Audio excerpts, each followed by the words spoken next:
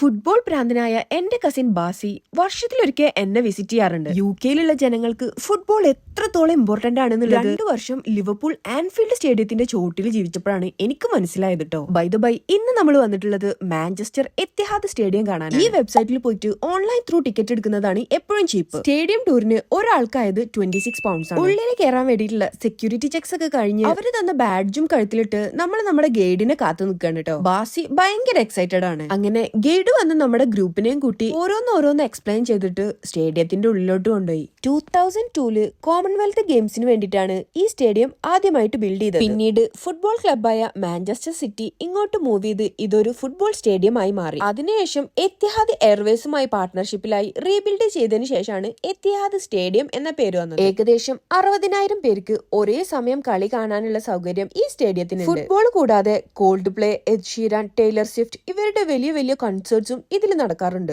Proper ആയിട്ടുള്ള ടെമ്പറേച്ചറും മോയ്സ്ചറൊക്കെ കൊടുത്തിട്ടാണ് ഇവര് പിച്ച് മെയിൻറ്റെയിൻ ചെയ്തിട്ടുള്ളത്. പിന്നെ നമ്മളെ കൊണ്ടുപോയത് അവരുടെ ഗ്രീൻ റൂമിക്കാണ്. അവിടെ ഒട്ടുമിക്ക എല്ലാ ഫുട്ബോൾ രാജാക്കന്മാരുടെ ഒറിജിനൽ ജേഴ്സി ഇരിക്കുന്നുണ്ടായിരുന്നു. ഫേവറേറ്റ് പ്ലെയർ ആരാണെന്ന് കമന്റ് ചെയ്യണേ. ഗ്രൗണ്ടിലേക്ക് ഇറങ്ങുന്നതിന് മുന്നേ പ്ലേയേഴ്സിന് വാമപ്പ് ചെയ്യാനുള്ള ഒരു ചെറിയ ജിം സെറ്റപ്പ് അവിടെ ഉണ്ടായിരുന്നു. ഗെയിം സ്റ്റാർട്ട് ചെയ്യുന്നതിന്റെ മുന്നേ ഹെഡ് കോച്ച് ആയിട്ടുള്ള പെപ്പുമായിട്ട് ഒരു ചെറിയ മീറ്റിംഗ് ഉണ്ട്. അത് നടക്കുന്ന സ്ഥലത്തേക്കാണ് പിന്നെ കൊണ്ടുപോയത്. ബാസിത കുട്ടികളെ പോലെ ചാടി കളിക്കുന്നു. സംശയം ചോദിച്ച് ഗൈഡിനൊരു വഴിയാക്കി. ഇതാണ് മാഞ്ചസ്റ്റർ സിറ്റി ക്ലബിലുള്ള ടീം അംഗങ്ങൾ. എല്ലാം കണ്ടതിനു ശേഷം ഒരു ആരവത്തിന്റെ ബാക്ക്ഗ്രൗണ്ട് മ്യൂസിക്കോടെ നമ്മൾ പിച്ചിലോട്ട് ഇറങ്ങി പോകുന്ന ഒരു മൊമെന്റ് ഉണ്ട്. ശരിക്കും ഒരു റൊമാൻറ്റിഫിക്കേഷൻ ഫീലിംഗ് വരും. ഫുട്ബോൾ മാച്ച് കഴിഞ്ഞതിന് ശേഷം പിന്നെ പ്ലെയേഴ്സ് പോകുന്നത് പ്രസ് മീറ്റിനാണ്, മീഡിയാസിനെ മീറ്റ് ചെയ്യാൻ വേണ്ടിട്ട്. അങ്ങനെ അവിടെ വെച്ച് ഞാനും പെപ്പും സെറ്റായി. പെപ്പ് എന്നെ കണ്ടതും ഫ്ലാറ്റ് നോക്കിയിട്ടും ആൾക്ക് മതിയാവുന്നുണ്ടാവുന്നില്ല ഗൈസ്.